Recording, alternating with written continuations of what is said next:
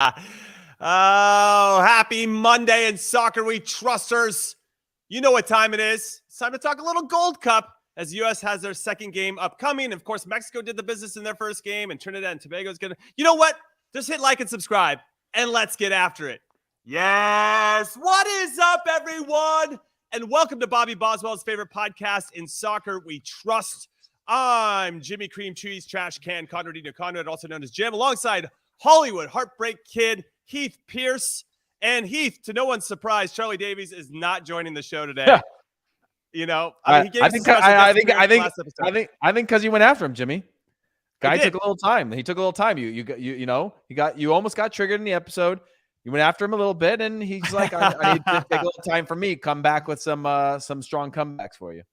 Yeah, no, I'm curious to see what he does. He's on vacation. It's his birthday week and so on and so forth. And, you know, he's obviously a landlord as well, has multiple estates. He's a birthday week, birthday month kind of guy. You know, he's got a lot to manage. He's got a lot to manage. Anyway, we got a great big show for you today. We're talking about what's happening in the rest of the Gold Cup. We're talking about the U.S. men's national team, some of our transfers. We're obviously going to do a preview for the game against St. Kitts and Nevis. I think it's called Nevis. I thought Nevis for a long time, but then I'm hearing it's Nevis, so we're going to roll with that. Okay, perfect. And obviously, there's always a lot to talk about as it pertains to CONCACAF and the U.S. men's national team in particular. But Heath, I think we should start with Mexico's 4-0 win against Honduras because Luis Romo came in, or Jaime Lozano obviously taking in the interim job right now, and he put them in their more comfortable, more traditional 4-3-3 formation. Luis Romo coming from midfield, scores in the first minute of the game, 57 seconds in, and it felt very cathartic. Obviously, the coaching staff, the players, the federation, everybody was under a ton of pressure. They go on and win 4-0. It was comprehensive, got everybody going in Houston. And I don't know if this makes them favorites because it's only one game, and Honduras is on the kind of not in a great space at the moment. But I think it is a message being sent to everybody else that, hey, just because we didn't do well in the Nations League doesn't mean we're dead. Yeah, I fully agree. Look, we know the pressures of what it's like to play for the Mexico national team, right? We know the pressures. I don't, but you might. Did you play for Mexico? Were you dual national? I didn't, but I know the times that I lost to them. I know the times that I won for them, the magnitude of what that is. And obviously U.S.-Mexico is a unique match, but you add that to just the media frenzy, the expectations, the history of Mexico, the players they've developed. It comes at a price, right? And that's pressure always. And Mexico over the last few years have really not been able to reach and then sustain the levels that are expected of them because it's just, again, a generational change. So to focus on this game, anytime that they go through these kinds of controversies, to go out and get a convincing result, to score early, to take that pressure off. And again, I say this in the sense of even against Canada could have made it worse, but we got the early goal. That changes everything, right? And then that belief comes to life, and you start to see the better sides of these players. Right. You compare that to the U.S. versus Jamaica, and Jamaica did a good job of just making it really hard for us, right? And thinking maybe there's a little arrogance there. Maybe we thought that the game would play out differently, but whatever it is, huge win for Mexico. I don't know if it makes them the favorites because I think they were the heavy favorites to win that game as it was. Well, but sure. To score 4 early on, that is a Mexico you don't want to mess with. I mean, no, 100%. 4 in the first game of the tournament. I mean, what's interesting when I look at that performance, it felt like, and I'm going to use a comment here on the YouTubes from Amy who says it just looked like they were having more fun. They had more freedom. And I liken it a little bit to what we looked like in the Nations League. We looked like we were having a little bit more fun, a little bit more freedom. We were playing with more attacking players. We were going, on the front foot. And it felt like Mexico, obviously when you score that early goal, it changes everything. And it gives you that confidence, and it gives you that wind beneath your wings. You're my wind beneath my wings, Heath. So I appreciate you. I do. By the way, there was a comment here that was that they're not playing with the same pressure. I think they are, but I think there is just this little window of time where the expectation is at an all-time low in terms of what's happening around them. I mean, if you saw the turn up, it wasn't like fans protested, right? That was a rocking stadium for Mexico's game. But there feels like there was almost like a reset, change of coach, and now you can go out. There's still pressure on those players. Anytime you're putting on or wearing the crest for FMF, there's a lot of pressure. But again, that early goal can really do wonders for confidence. And then that first game in a tournament, they start to go, okay, now let's not forget we're Mexico, right? We're not exactly right. We're not, no matter what we're going through, no matter change of a coach, whatever, we are Mexico, and we've been dominant in this region for so long. We are going to show up and play, and all those pieces started to fall together. The question is now, can they sustain that? As we've talked about with the U.S. team at the youth level and the highest level, can they sustain that when things aren't necessarily going their way now, right? When they get punched in the face first, when they don't have possession, or when things don't necessarily work out for them. I think it's a big deal. We'll see what their response is from the coach and the players. And sure. No, I think it's the magic of the interim coach, right? The interim coach has nothing to lose either. And I think maybe that casualness might be the wrong word, but just there's just a little bit more relaxation. I'm sure Diego Coca, the previous Mexico manager, was feeling the pressure. When your coach has that body language, it definitely trickles. It's a nonverbal cue that others pick up on and absorb. And I think BJ Callaghan had it as well. And I think the guys really wanted to play for BJ Callaghan. There's clearly some rapport and admiration that they have for him. And I think they wanted to do right by him. Now you get this whole new group, and we're going to get into the US's preview, and we can maybe, look back a little bit as it pertains to informing how we're going to look forward. But before we get there, I still want to go over a couple more results. We had Haiti come back from a 1-goal deficit against Qatar and scored late, like in the 99th minute, to win that one 2-1. And having faced Haiti before, you and I both have done that. They're not a team you want to sleep on either. They can always pull out a result over 90 minutes. So we'll see if we can avoid them. Speaking of Mexico, also, if they stay in this form, it just makes it more important for us to win our group, because if we win our group, then we avoid them until the final, assuming they win their group. And then as it pertains to our group, let's get to Group A. We had Trinidad beat St. Kitts and Nevis 3-0. And St. Kitts came out and actually had the first shot on goal and tried to make it difficult, and it didn't actually get scored on by Trini until right before halftime. And then it started to get a little loose. So there's some good individual goals. Second goal by Trinidad was fantastic there at the top of the box. We'll obviously break them down a little bit more as it comes to that last group game, and very curious to see how they're going to perform against Jamaica. But what I saw from St. Kitts, they set up in a 4-2-3-1, Heath, and the second goal they gave up was just somebody dribbling through the middle of the field. And obviously great footwork, great finish, but they had 8 guys. Honestly, it looked like they had 8 guys versus 1, and the one guy scored. There is a willingness from St. Kitts to do the work. It's going to be very similar to what we saw against Jamaica. And I should say this about St. Kitts. They're an island of under 50,000 people. This is the first time they've ever qualified for the Gold Cup. This is a super huge deal for them. And for them to get to face off against one of the giants of CONCACAF, that's us or Mexico, and Canada's got to be thrown in that conversation, of course. But I think it's going to be a big deal for them. And they have 0 to lose. And I think we can turn that in a little bit into the preview as this moves forward. But did you see anything from this game? Now, there's nothing I fear about St. Kitts. I just think they're going to make it difficult for us. I think we'll end up getting the win. But I still think there's something about them that they've just having that chip on. No, it's not even a chip. It's just like, we're so happy to be here. Everything is a net gain, as opposed to there's nothing to lose for them. Yeah, I've played in Gold Cup and qualifiers against some of the smaller Caribbean nations, and again, there is an unpredictability to the way they're going to play. I tend to believe that the U.S. has generally handled them in group play better. You can't put them all into a group, but when you're talking about smaller island nations that don't necessarily have the depth or the development capabilities, I think it's great for them and where they're at right now, making their first Gold Cup.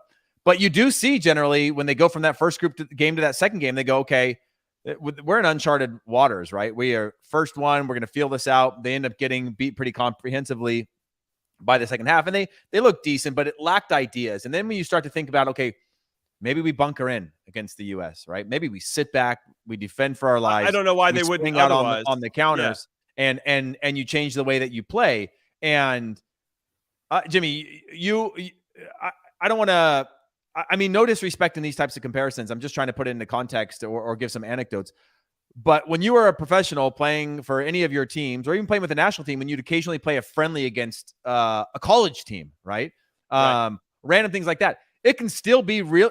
A well-disciplined 11 can still be very, very difficult, no matter how good your team is. And I think that they can learn a lot from that first game, and they can make the U.S. have to be good and take chances and take risks. Now, I don't think we'll go out with a defensive lineup like we did against Jamaica. So hopefully that allows us to have a little bit more connectivity and take chances in the box. But as you know, it ends up being like plug up the middle, get the ball to wide areas, try to stretch them out, Can we move with the speed of? Can we move the game quick enough to create overloads and unbalance St. Kitts? And so they definitely, if they take the learnings, they can still make it really hard for our team. You know, it's going to be no walk in the park. And the way that they opened up against Trinidad after the first goal, they might not do against the U.S. in terms of, you know, chasing points or whatever in this one. They could just have the goal of like make them earn sure. It. Well, I think what St. Kitts tried to do in the first half against Trinity, and I think we'll probably see it against us as well, is they tried to get to 0-0 at halftime. And they were just a couple minutes short of making it happen. Somebody fell asleep at the back post. Good ball up over the top and a nice tidy finish to make it 1-0. And I think that broke the back a little bit and gave Trinidad some much needed confidence to say, all right, we can go out and see out this game. And they did. Yeah. Now they got an own goal in the last one, but they were still kind of in control. They were in their attacking third quite a bit. So a good performance by Trinidad. I think they're going to be a handful for us, and we'll obviously break down that game. But a big one for them against Jamaica. And speaking of that, let me just run through the schedule for the Gold Cup over the next couple of days. We have El Salvador taking on Martinique. That is today. Costa Rica versus Panama is a very good game. You have Canada taking on Guadeloupe tomorrow, and Guatemala and Cuba also facing off. And then it'll be our group, Group A, Jamaica and Trinidad, and then St. Kitts taking on the USA in St. Louis. Very excited for St. Louis to get a game for the U.S. and a meaningful game. Obviously, it's not maybe the biggest of opponents, but I think a nice way to introduce the St. Louis audience into the fold for the U.S. men's national team as a proper destination for us. Maybe for World Cup qualifiers in the future, though we don't have any for like another 8 years. So I guess that's getting way ahead of ourselves. But let's kind of move into the preview then, knowing what we saw from St. Kitts and talking through everything and maybe just sitting with my feelings, Heath. Okay. Sitting with my feelings about what I thought with regard to the lineup. We cannot play defensively in this one. We have to play on the front foot. And I get the sense that we're going to see the players that we were hoping to see in game one in this one. I don't know the status of Miles Robinson right now. He might still be a game day decision. I'm of the mindset that this might not be the game to risk him, to be honest. This is a game that I don't think he's going to have a lot to do anyway. And maybe there's a narrative you could build around, well, if he doesn't have much to do, we could still maybe give him 45 minutes. And that's more than a possibility. But why not just roll out Miazga and Jalen Neal again if Aaron Long is hurt, of course. And I think Jalen Neal definitely needs to start. I want to see Brian Reynolds. I want to see DeJuan Jones on the left side. And I just want to see a single pivot, Heath. Yeah. Okay. And I know that there's a lot of chatter out there about Greg pulling the strings from behind the scenes and BJ Callahan's his puppet. Nonsense. But, well, for me, it's almost like the rosters where I had the issue. There's a lot of guys on there that I just didn't need to see. I've already gone over this territory, and I just wish we would have seen some of our younger players get a little bit of some experience in this type of atmosphere and this type of in tournament, you know. But yeah, go ahead, jump in. I agree with you, and when I see a roster like this, I think about my argument with Charlie of our youth national team players being able to put pressure on. Like, this is a great environment to be able to put some of those U20 guys. Granted, some of them aren't even playing for their club teams yet, but to have brought in a number of guys that I think beyond just Cade Cowell and I'm staring at the screen right now, Jalen Neal, who didn't even go to the World Cup, but like, you know, beyond that, like I would have loved to have seen just that next generation of players being able to step into this one. And I would actually rather, and this, don't kill me for this, but I would have rather had a young, inexperienced squad really go after this and try to do something and not win the Gold Cup and use these as valuable moments, not to develop our players, but to get them more integrated into this, right? We have a number of players, but at the same time, like, and actually I saw Hercules post the same sort of sentiment the other day about why didn't our U20s have the same thing. Herc got his debut with the national team in a Gold Cup. Herc went on to play in a World Cup. So if you're a player that feels like you can be or springboard out of these, he wasn't called in necessarily after that, but that was his first entry point, right? That got him into the mix of the U.S. men's national team. That's same for me. And he ended up hitting that form and going to a World Cup come 2010. His form was undeniable, winning Golden Boot in Mexico. I see that as like, is there anybody in this group that I'm like, okay, they're going to be able to take that game to the next level? There's some bubble guys, but when I look at what that group was, and maybe we underestimated the quality in that in our group for the Nations League, and that we look at this, that these players are maybe closer than we think to being within that group. But I would have loved to have seen a couple more of the young guys. Having said that, I think there are players within this roster that we can roll out and get something out of. I think Cade Cowell needs to be a starter in this Gold Cup, and get him a consistent run of games. I think Brian Reynolds needs to be a starter. Now, we could go with DeJuan Jones or we can go with John Tolkien at left back. I don't care. Both of those I think are going to be win-wins for us to have players getting valuable minutes like that.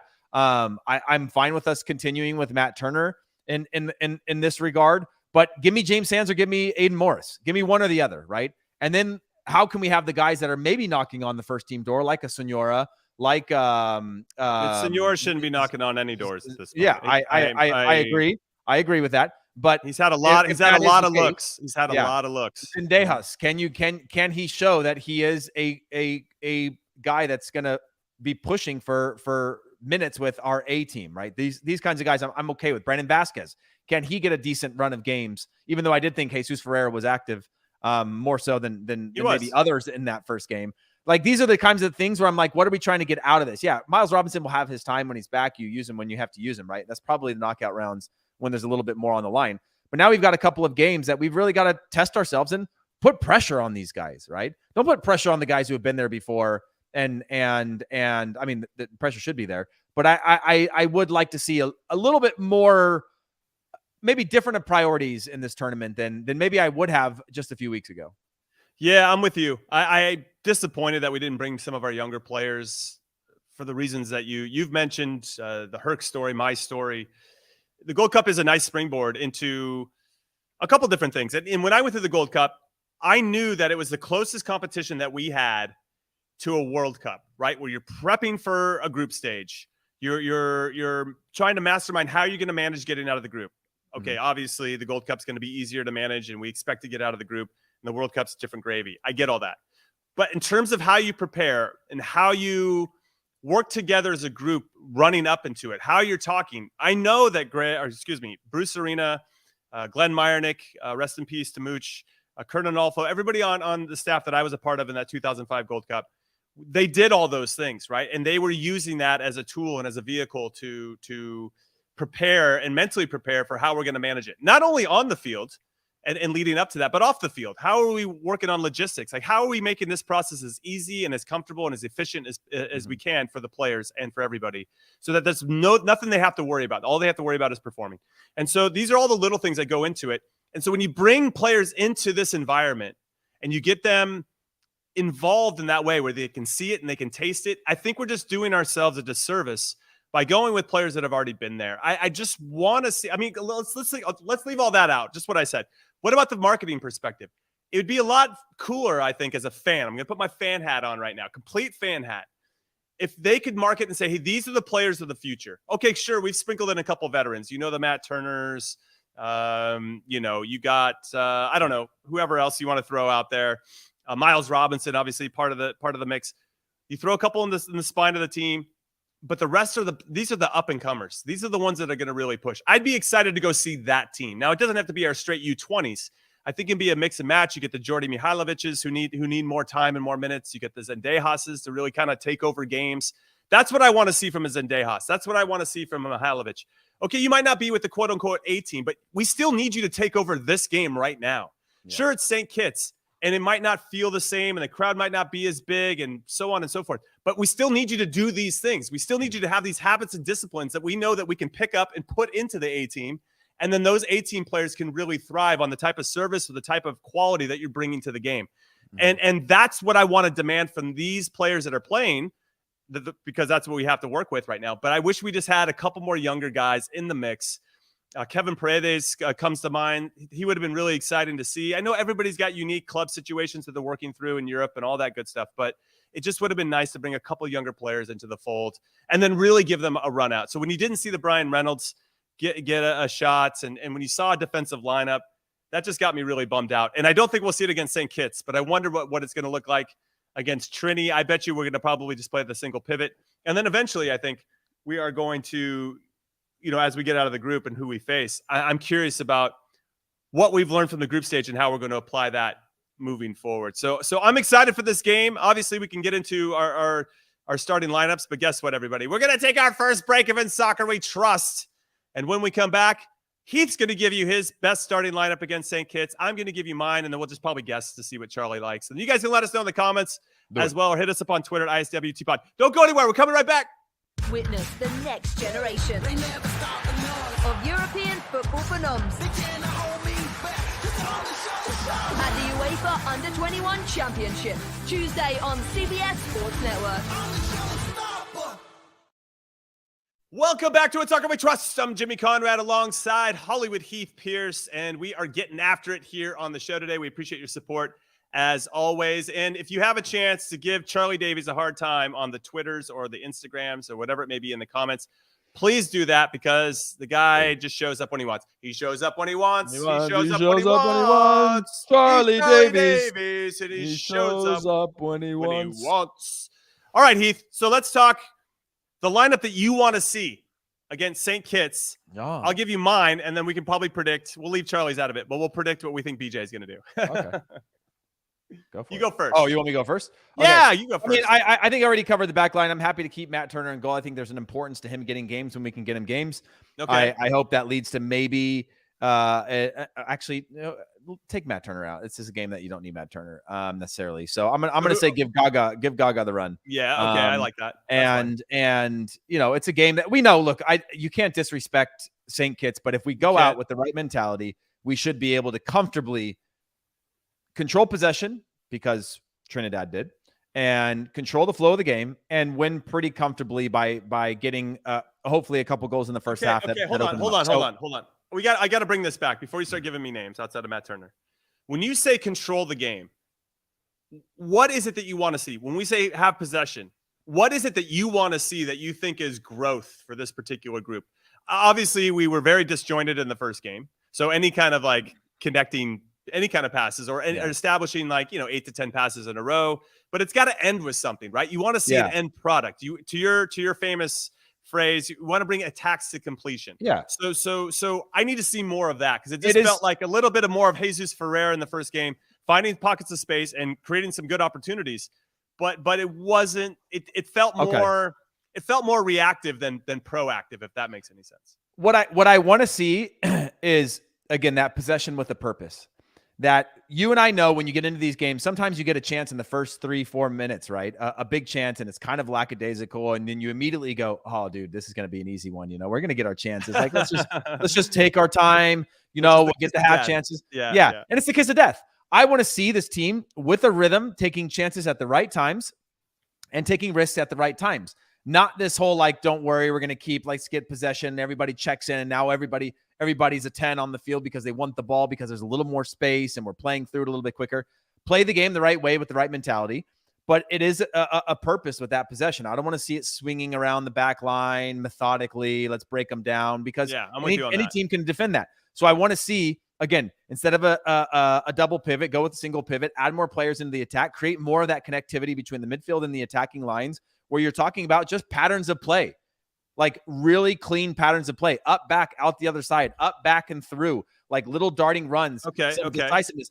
Connectivity between the players is what I want to see. And that's hard in the national team, because this is a very different roster than we've seen in terms of players getting minutes together. But that's what I want to see. I want to see our 9 make good runs. I want to see a hold-up play. I want to see a combination play, those types of things. But not in the, to me, it's an energy. It's a body language of we're going to run all over this team, and we're going to put together a professional performance, start to finish, and we're going to take our risks in the right place, and we're going to punch them early, and we're going to keep on punching. That's the mentality that I want, versus what I said in the beginning, which is we've seen you get into these games and it's the goal's going to come. Let's relax and enjoy it, and then everybody becomes the star of their own show. Yeah, I to jump on that. I will say that the mentality, you're right. I think a professional performance, going out and doing the business, making the right passes at the right time. And when there's room to be creative and you can take it and run at people, obviously you got to do it.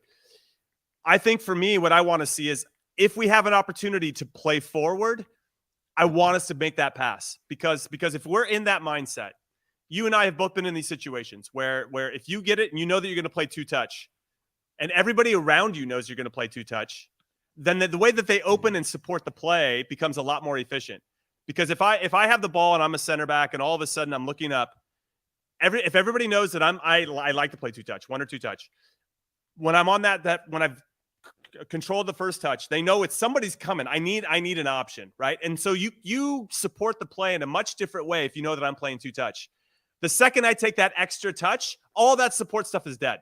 So now then all of a sudden I play safe because that's really my only option. And I saw a little bit of that in that first game. And of course, the players are going to be tentative. There's a lot. They're playing against a good opponent that's got a lot to prove themselves, and they just couldn't find the flow in the way. It was very disjointed. So that's what I want. When you have a chance to play forward quickly, you got to do it, and you got to support the play. It's not always the player on the ball. It's also the options that are around them and the body language of those people. Because if you look forward and you can tell that the player doesn't really want it, you're not going to take that chance with the national team. You're just going to play safe and keep it moving, right? And all these decisions have to happen split second. So the body language of who wants the ball and where, super important. And I think you can see it, at least in the Nations League, that those guys were on it. They were feeling it. They wanted the ball. Everybody wanted the ball, and everybody was looking to play forward as quickly as they could.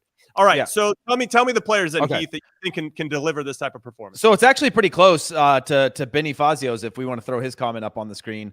Not quite, but I'm going to go with Slonina in goal. I'm going to go with Neil and Miazga as my center backs. I'm going to go with DeJuan Jones. So you're going to keep Miles Robinson out. Not worth risking him. Yeah, actually, I'm going to keep Miles Robinson out. He'll be ready when he's ready, and as long as we're in good positions, this isn't the game to risk him. Yeah, exactly. But I'm going to go with I'm going to change Tolkien. I'm going to go with actually keep Tolkien. I'm going to go right back. I'm blanking on all the names right now. Wait. You're saying you want Brian Reynolds instead? Brian Reynolds, sorry. Okay. I'm going to play with Brian Reynolds. I'm going to keep Tolkien. And then my midfield, I'm going to go with Aiden Morris. It's actually not as close to Benny's as I had initially thought. That's why you're getting. But I'm going to go with that. And then I'm going to get in front of them. I'm going to have Jesus Ferreira as sort of a withdrawn 9 or 10. Sorry, not 9. And then I'm going to have Mihailovic in front of next to him. So like a little bit of a reverse double pivot. So allowing both of them to occupy space. Double eights, but obviously I want one of them always a little bit more connected to Vasquez up top. Cade Cowell. So you have like a traditional 6-8-10 then. You want a 6-8-10 there. Yeah. And then Cade Cowell and then Zendejas. So they kind of like and like some ability to I like Cade Cowell on the left, but if Zendejas is good there, like allow them to kind of switch back and forth. Vasquez up top. But the main thing for me is playing with 2 attacking minded players in Ferreira and Mihailovic to be able to just connect those lines. If Ferreira ends up being a second striker a lot of that time because we need to occupy those center backs, or he needs to run off of Vasquez to get a little of those darting runs to just, again, pull players in and out of spaces, I'll take that. So yeah, did that 4-3, I guess 4-1-4-1 make sense? Yeah, it makes sense to me. I would my only change was I would bring in DeJuan Jones. I'd let John Tolkien watch this one. Brian Reynolds on the right. I'd go with Neil and Miazga. Slonina in goal. I don't know about Aiden Morris. I not that James Sands lit it up either, but I think having one of those will probably make the whole thing look and feel a lot better. My only argument, by the way, on those two, you're in Morris Sands. I get it. Yeah, I am. I haven't seen it. This is, and again, I'm not that we're going to really see it, but if I'm thinking about who is going to be the one, I've seen enough of James Sands as well. He was a guy that I was a big fan of just because of his footwork, and he could be a center back or a center midfielder. But with Aiden Morris, when I have to choose one out of those two, I'm gonna go with Aiden Morris and give him this tournament basically to see what the actual upside is. Is he an international level player or not? He had a poor game in that one versus Sands, who I think I see his upside, but I'm not all that convinced that it's going to really have a long. You think he's hit his ceiling? Sands? Where else do you think he can push that he hasn't? It's only for me. You can see his quality, but it's about consistency. Yeah, right? I just think that if he was our true backup 6, he would have broken in over Acosta, and I don't think he's ever really knocked on that door as a 6 on our depth chart. So try somebody new to see if they can knock on that door.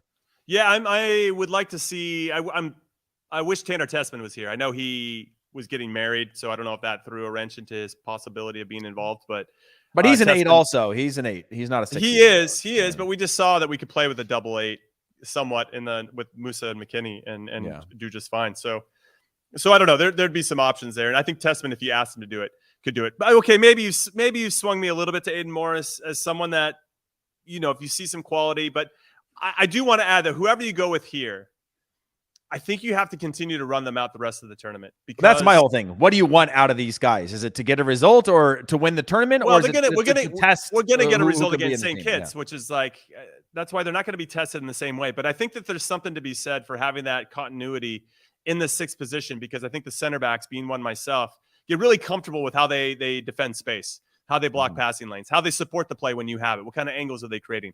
All that type of stuff is super important. And if you keep changing that throughout a tournament, I think you lose a little bit of that rhythm that you could establish. So if it's Aiden Morris, whatever, whoever you go with, just make sure it's the same person. And then I agree with you. I like Mihailovic, and I like Jesus Ferreira playing underneath. I think that'd be really smart. And I think having what about Ferreira Busio instead of Ferreira? What about Busio as another? Yeah, you could do that, I guess. And Busio could drop off the shoulder a bit more of Aiden Morris and be more of a deep line playmaker. And Mihailovic could be more of the 10. Yeah. I'm open to that, but I thought Ferreira was busy. I thought that he had ideas. He was trying to create things. And I think it really started to unlock. We started to get more control of the game when he had more attacking options around him. So I would kind of stick with Ferreira to start, and then Busio maybe can come in and see what that looks like. I'm with you with Callaghan and Dejas. I think Vasquez up top is nice. I think that takes pressure off of Ferreira. I think at times Vasquez could drop in and Ferreira could make the run in behind if they want to try that and look for it. I just think that's going to give us a better version of ourselves. And of course, we're going to get some good attacking options off from our wingbacks as well, which should put us on the front foot for most of the game. And then you just have that solid 3 with the 6 and our 2 center backs. So we're not too far off there with regard to our starting lineups. I wonder what everybody else is thinking. But now let's try to predict what we think BJ is going to do, because I was actually pretty surprised, one, by the roster. I've already gone over it, but the roster, and then I wasn't a big fan of his starting 11. I wanted to see that emphasis on having more attacking players in the Nations League carry over to this one, and it felt like we got super conservative, super fast. And I don't know if it was just because of it's a tournament, and Jamaica was one of the stronger teams, and got new players and trying to keep it as simple as possible. Jamaica had 6 Premier League players. You can't just knock that as a thing because we're the US and they're Jamaica, right? And you're talking about tournament play. Knockout games in a tournament are very different than group stage. And I do think that we went a little conservative. I think he got it wrong, but I've also seen it go wrong the other way, right? It wasn't exciting for us. It wasn't a sexy lineup that I would like to have seen, but I'm willing to look past that if we took the learnings from that game, knowing that we defaulted to a little bit more experience to play against a Jamaica squad that was unpredictable in terms of not knowing how they were going to play and who we were going to roll out. We went with the players who have been in these environments before. They're not exciting to us, most of them. And I think we've established that. But now I think we can move on from that. When we get to the knockout rounds, that's going to be the real test for me. Are you willing to go out and win games, or are you trying to not lose games, right? Are you willing to play a little bit differently? Because historically, I thought we were always balanced as a national team, a little more defensive, actually, even when you got into games of consequence. In the group stage, I think now we have an opportunity, these next 2 ones, to actually maybe set a new tone moving forward. But I agree, disappointing, but I think to get to what he's going to roll out in this one, I think it'll be closer to what we're both saying. But I'm thinking about who might not get the start within the context of all that. I do think we'll see Ferreira and Vasquez. Vasquez at the same time. That's listen. I think, I know is if we get the lineup that we're both predicting, then we know BJ Callaghan listens to the podcast. We appreciate you, BJ. You're doing some great work, buddy. But this is what you should be doing, and we think this is going to give you the most success. So you can start smiling on the sideline again, not have to deal with the wrath when you don't get results in the group stage in the Gold Cup. Now, Heath, what do you think the score is going to be? Do you obviously an early goal is going to give our team a ton of confidence and almost feel somewhat cathartic to what we saw in the Mexico game when they beat Honduras. You get that early goal, you get some confidence. Even our Nations League game against Canada, you get that early goal, and it kind of just sets the tone for how you want to play the rest of the way. And then the opponent feels really deflated, and it's hard for them to gain that momentum. Yeah, we have to score early, I think, to find that. But I think St. Kitts is going to do all they possibly can to try to get it to keep it at zeros for that first half, and then try to hit us on the counter or a set piece if they can make that happen. Yeah, I think if we score in the first half, this is hedging a bit. Score in the first half, I think it'll be a 4-0. If we don't score in the first half, I think it could be a close 2-0. And then as they start to take their chances at the end, we get that second goal. Not close in terms of like, could they get a point or whatever? I think there will probably not, I think you're talking about St. Kitts and Nevis getting maybe 2-3 half chances in the game to come out of it in transition or a set piece, like you said, or a corner kick, something like that. I don't see them getting clear-cut chances against our team. It's just a matter of, like, if we can get that goal in the first half, just like Trinidad did, and break them down, then it just changes the dynamic, right, in terms of how they're going to have to play and open up a little bit. If they want to get anything, if they themselves are hoping to actually go and score a goal in this tournament and try to, do something admirable, I guess, in their first World Cup. Right. Another thing I would add too Gold is Cup, not World Cup. Sorry. Well, it's probably their World Cup in some ways. Well, who knows? With the expansion of the World Cup, maybe we'll have 96 teams here in the next 10 to 12 years. But Jimmy, there are all these nations feel like there's an opportunity. This is the dream scenario, right? You got 3 teams already in a World Cup. It is a little bit of like, dare we dream a little? And if you were way down and hoping to just get into the final qualifying round, however that's going to work, great. That could be your first step forward of being like, hey, we're the first time being in the final round of World Cup qualifying. It's a massive step forward for a nation, but it's also like, again, do we dream a little bit and think that maybe we could go on some sort of dream run to do something special and qualify for a World Cup?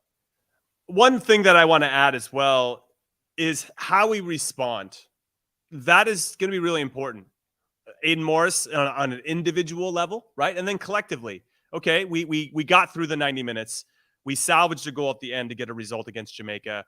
We're fine. We can still win our group. We just have to win our next 2 games, and with some, potentially with a big scoring margin to outlast what Jamaica does. Make sure we're top of the group. But there still has to be a type of response, and I'm curious to see how the group does and how individual players do, given that wasn't the best performance. And okay, we saw a little bit of Zendejas needed to have more of an impact. We saw that Vasquez needs to start. We saw, you get all these little notes and you want to see not only the players, but the coaching staff take what they saw and then apply it in a meaningful way in the following game. And I'm very curious to see what that looks like. So I'm watching this in a lot of different levels. Okay, everybody. All right, let's talk about some U.S. men's national team news. We'll obviously talk about a little bit more of it after our second break. But first and foremost, Weston McKennie and Sergino Dest have to serve some suspensions during the Gold Cup, despite not being on the roster. McKennie banned for 3 more matches in addition to his automatic 1-match suspension. And Dest got added another 2 in his. What I find interesting about Weston is I don't think he deserved it in the first place. So it feels like you look at all that footage and you think you're going to add, I don't know, man. CONCACAF's going to CONCACAF. But I was a little disappointed in that one. Sergino Dest, okay, whatever. I mean, he got into it and should have known better. And if you're trying to set a precedent with that one, I get it. But that just, the Weston McKennie one, I don't know. That just felt like there were more culprits there that could have been. It does feel like some extra games.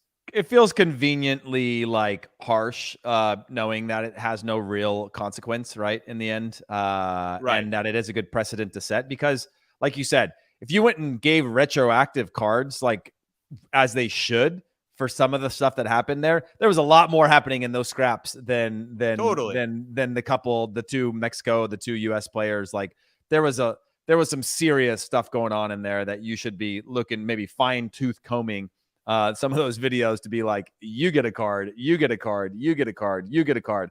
But knowing how this works, it's just a good way to set a precedent without there being like an uproar, right? Which, like, neither of these guys are here. It counts in the Gold Cup, even though they're not on the roster. That's fine. Yeah, I don't know, man. CONCACAF, sometimes a little ass backwards, but that's what makes them so great and so charming, right? CONCACAF's going to CONCACAF. And even though we want them to change in a positive way, it doesn't always seem to work out that way. All right, we're going to take our second and last break of In Soccer We Trust. When we come back, we got some September friendlies to discuss that have just been announced by U.S. Soccer. Or it looks like they're going to be announced if they haven't already. It's already out there, so we can discuss those. Bob Bradley, former U.S. men's national team coach, has been fired by Toronto FC. Canada Soccer is in the dumps, so we have a lot to discuss right after this. Angel City sets their sights on tying up their derby with the San Diego Wave, Wednesday on CBS Sports Network. Welcome back to In Soccer We Trust. I'm Jimmy Conrad alongside Heath Pierce and not Charlie Davies, and we're happy that you're joining us. Thank you for all your support over the last, I don't know how many episodes have we done now. I feel like producer Alex should know that offhand, but we got to be, 150, 1 million. Right? 1 million episodes in. We appreciate your support all the way through this journey and adventure that we've been on. All you in Soccer We Trust. Wait, did we come up with a nickname for everybody? Was it the Trust Fund? We had the Trust Fund. Charlie had said the Trust. The Trust. The Trust. Trust the process. No, the Fund. He called it the Fund. He called it the Fund. The Fund, which isn't even in Soccer We Trust. It doesn't actually make any sense. It's just it doesn't. But that's part of Charlie's. But if people like, again, that's sort of got to be. I'm just putting it out there. Eventually, somebody's got to, like, we're gonna get to a place where it just lands and it feels natural. Just gonna you make can't sense. force these kinds of things. No, I mean the trust fund really jumped out at me. So we'll have to figure out how we come up with some cool merch for the trust fund or whatever nickname we end up coming with. If you want to suggest some nicknames, hit us up on Twitter, ISWTpod. Give us a follow there or hit us up in the comments, and we'll make sure producer Alex is writing all of these down. Okay, so big news. We got some September friendlies announced, but not so big news. They're against opposition that's not that great, Heath. Apparently, all the European, South American, African, Asian, every confederation essentially is playing meaningful games. So we have Uzbekistan September 8th in St. Louis. St. Louis getting another game, and Oman September 11th in Minneapolis, Minnesota, St. Paul. So great. I don't even know what to say about that. I mean, they're games. And it's a window where these will be Greg Berhalter's first games back in charge. So there's going to obviously be a lot of. We just can't. We cannot stop but create more conspiracy theory level. Whereas let's give him a couple easy games. When he comes back, like right. We cannot help but create more storylines that can't just be like, we're playing Germany, we're going to play Brazil, we're going to play Argentina. But you know how the narratives will go. We got a really interesting world of fans right now, and all of which I respect their opinions. So most of them. I would say passion and enthusiasm. I love them. But it's not great. It's not great in terms of like opponents.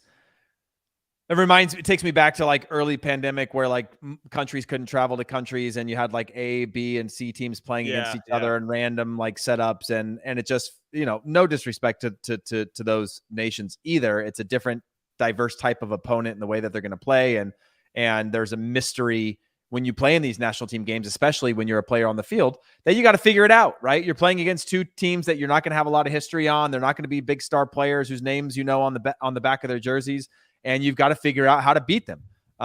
Figure out how to go about getting points, not points, but getting goals and a result, and testing yourself against a team that might sit back. They might play forward. I think the in-game experience for players is far greater than I think the outcome of coaching and tactics, because you get forced to have to figure it out. And our team at times had trouble figuring it out. Call the tactics what you want. 11 players on the field. You're playing against 11 players that you're going to look at some video. You're going to look at some results, but ultimately you're going to get on the field and go, where are the gaps? How do we figure this out? How do we solve these problems as a group and as a team? That's the only value I see in this, because the actual like quality of opponent and whatever is just not there. I mean, no, it's not there, with all due respect to both of those teams. And I'm with Adam in the comments. Do we even bother calling our A team in? I mean, it's going to be pretty early on in the European season. Some are probably just getting settled in. You don't care. I think obviously getting the group together again is going to be super important. Getting around Greg, super important. Imagine if we dropped any of those points. Not that there's points at stake, but we didn't get a result in either one of those games. Man, everything will be a dumpster fire, because it feels like Greg kind of dodged the Gold Cup. I don't understand why he's not involved in this, frankly. He got named, like, get back in the saddle. Maybe he didn't like the Gold Cup roster himself because he let somebody else pick it and was like, wait a second. But they're easy games. They're going to be, I think somebody said soft in the comments. It's hard to argue otherwise. The real big test is when we play, was it Germany and Ghana in November?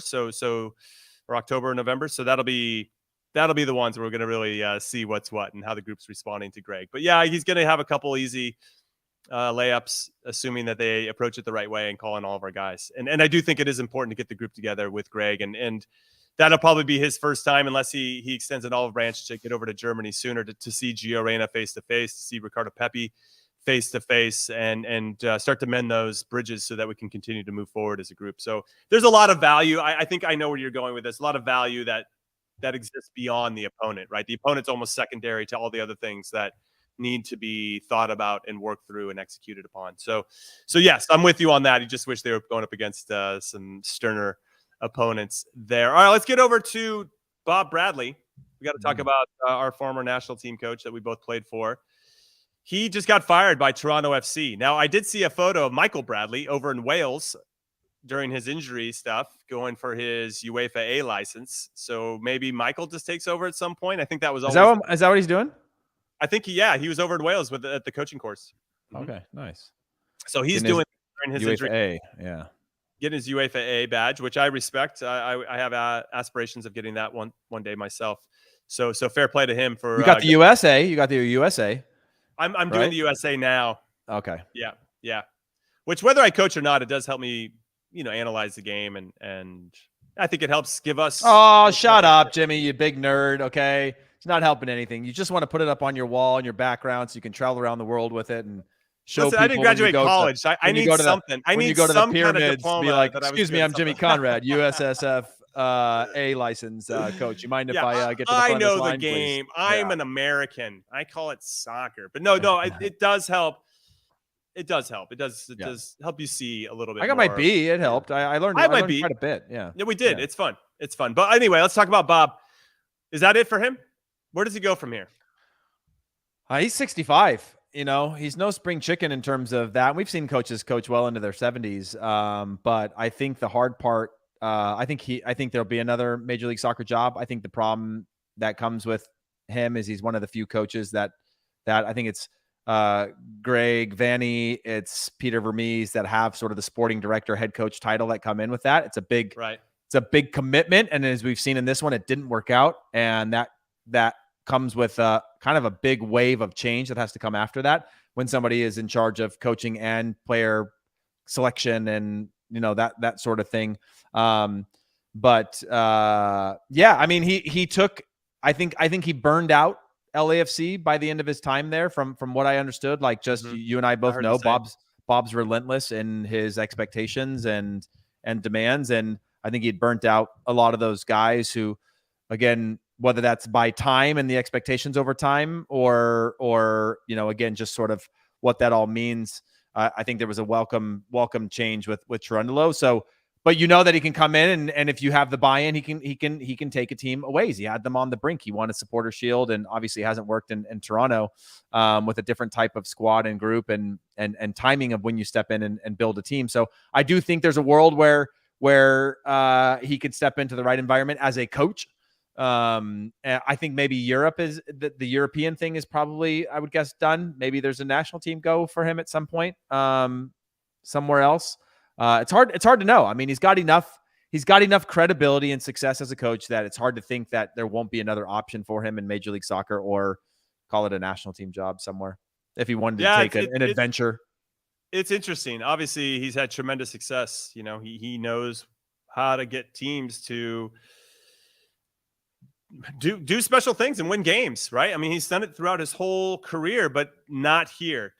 There was no point in Toronto where it was really pointed in the right direction. And that has to be super deflating for him, especially given how much experience he brings to the table and how dedicated and professional he is. Despite any of our disagreements with him as player coach throughout the years, nothing but respect and admiration for all the hard work and time he puts into what he does and his craft. But yeah, at some point it's just not going to work. And it's sad. You have a guy that's had tremendous success at the club and national team level and managed Egypt during a tough time and first American in the Premier League. Like he's got all these incredible accolades and for it to flame out in Toronto FC the way that it has in particular is it's disappointing, but that's like whoever gets the hero's welcome on the way out or the hero's goodbye. It's even as a player, right? Like there's very like the way that you want 0.001% get to finish on their terms and on a high with a trophy and like everything going well. You kind of just, the flame burns out. I'm not saying that's the case for Bob, because I think his story will end differently than it is now, for sure.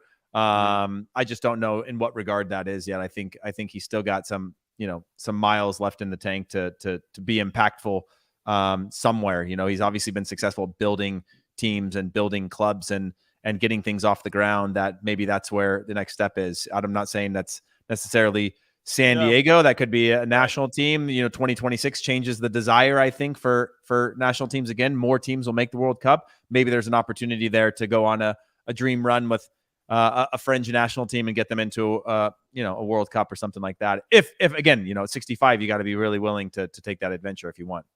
Yeah, I mean, the thing I think about the most when I think about end of careers is Michael Jordan. He ended his Chicago Bulls career on the best thing he could ever, hitting the last shot to win the NBA title for the 6th time with the Bulls, and he was out. And I was like, that's it. The guy peaked. He went out on the highest of notes, and yet he couldn't even help himself. And he came back and played for the Washington Wizards, and kind of he didn't ruin anything, but it just even he couldn't have that ending that he did have, and still couldn't take it. But then he bought a basketball team and sold it for billions of dollars, and everything's gonna be fine. And he's still Michael Jordan, and he's still I'm talking about the story. Scratch golfer, and he's he's doing just fine. I'm not crying any real tears here for Michael Jordan, but I'm just saying in terms of he had the storybook ending and still couldn't let it be. He had to come back because he had that itch, and we'll see where Bob falls on that one. Well, speaking about soccer in Canada, apparently the Canadian Federation are considering filing for bankruptcy. So this is how we're going to end the show, because this is crazy. The quote here is that we are in a real struggle. It's not imminent, but we need to explore what bankruptcy entails and how it might affect our organization. That's from Interim General Secretary Jason DeVos. He said that in an interview with TSN. Now, more from TSN. They went on to report that the impact of Canada's soccer's cash crisis could be seen on June 19th, the day after Canada lost to the U.S. 2-0. In Las Vegas on an Air Canada flight, a normal flight to Toronto. National team players, including Jonathan David, Jonathan Osorio, Richie Larea, they sat in coach, which I'm like, that's how I always flew. Well, I guess with the national team, there was a stipulation where you had to fly first or business, but they were flying in coach, and I guess that's the best example they can give that Canada's in trouble, which isn't a good sign, because that's obviously going to impact their wildly successful Canadian women's national team, who are heading down to Australia for the Women's World Cup here very, very soon. So what do we think about this? I mean, you're kind of our business guy, Heath. What does this mean for Canada? I don't know how much you know about it, and how does that impact? I mean, it's almost like they need that 2026 World Cup money before 2026 hits. Yeah, and look, like it's not U.S., Mexico, and Canada sort of leading the way in some, from what I understand, World Cups past in terms of the federation's participation or involvement in basically earning money out of these World Cups, or being able to extract that. I think the U.S. will drive tons of commercial dollars. I think Canada needs to figure that out, right? The value proposition of a federation is only as strong as sort of the league, the domestic league that lives within it and is driving the always on commercial value of the sport in that country. In Canada, it's still a hockey country, right? You've got the Canadian Premier League, that I think is doing great things for communities. But when you're talking about the trajectory of being able to drive incredible commercial value, it comes down to, again, the strength. They've had such a good women's team. Shout out Christine Sinclair, go Portland Pilots, the best soccer player I've ever seen. But they've had success, and on the men's team, they've had success, but they've gotten a lot of steps wrong along the way. And they need to bring in the right team that can commercialize it and provide that type of value, right? The U.S. for a long time had the Development Academy, had other things and other ways that it was driving year-round revenue, registration, and as a governing body, registration dollars for players and clubs. You have to have this scale in order to build up your coffers of money that you can rely upon and deploy that. It requires savvy business and also a general interest in scale through population and other ways in which you can monetize it. And so it's difficult. It's not just as sometimes we think that it's just as simple as like somebody's just writing checks, but the money's got to come from somewhere, right? It's got to come from the games that you play in. It's got to come from your commercial dollars. It's got to come from being a governing body, and all of that amounts into being something. Unless you've got some sort of, what's the guy that owns, the Canadian guy that owns one of the F1 teams, unless he wants to just write big fat checks to grow the sport, it's hard to imagine, it getting to that point. And it requires a savvy understanding of your marketplace, which is Canada, and then being able to then figure out where the value proposition is to drive revenue and dollars that can then be rolled back into the growth of the federation. So it's a little bit of a slippery slope and not a simple fix, but it's a big challenge. No, it sounds like a big challenge, and it sounds like they didn't have the right people in place that knew what the hell they were doing, because the Canadian women's national team has been pretty competitive for quite some time. Obviously coming off an Olympic gold medal, huge history-making moves there from the women. And then on the men's side, they qualify for the first World Cup since '86. And you have these two entities that have a ton of promise. It's only getting better and stronger. You have marketable players. You talked about Christine Sinclair. You have Alfonso Davies on the other side, Jonathan Davies. You have plenty of players on both teams that you can market and utilize in a meaningful way. And it seems like there was no looking ahead, right? There was no, hey, our team actually might be pretty good. We might want to start positioning ourselves into getting some real dollars. So They didn't have jerseys, custom jerseys made for the World Cup because I don't think they thought they were going to get there. They didn't even put out like a piece of unique content as they sat on top of the actual qualifying table for so long. So it's a real issue that needs to just a full overhaul. But again, like you said, they've got players that are big. They've got a team that's successful, they got a women's team that's super successful. They've got to figure out a way to create that into a commercial proposition that sponsors and brands and rights holders want to get behind and write big checks. Yeah, 2 words for you, and I'm going to steal this from Carol in the comments. Ryan Reynolds. That guy knows how to print money and knows how to market. Jimmy, 80% of the funniest people in the world come from Canada for some reason. Like if you look at all your favorite actors that are in comedies, they're Canadian. And so like there's some success there. So like let's just launch like a investment fund through just funny people in Canada. It'll work. Yeah, no, I think that's Jim Carrey. That's a good thing. You know what? We're gonna end the show there, but I do want to say, and shout out to producer Alex, that this was episode 197. So we're pretty close to 1 million, Heath, but not there just yet. But we're excited that episode 200 is coming. So on behalf of producer Des, producer Alex, I guess Charlie Davies, Heath Pierce, Jimmy Conrad here. We thank you for all of your love and support over these 197 episodes of In Soccer We Trust. And we cannot wait to bring you 198 because that's going to be a reaction show to our results. The U.S. men's national team taking on St. Kitts. That'll be happening on Wednesday. So we'll see you then. Later.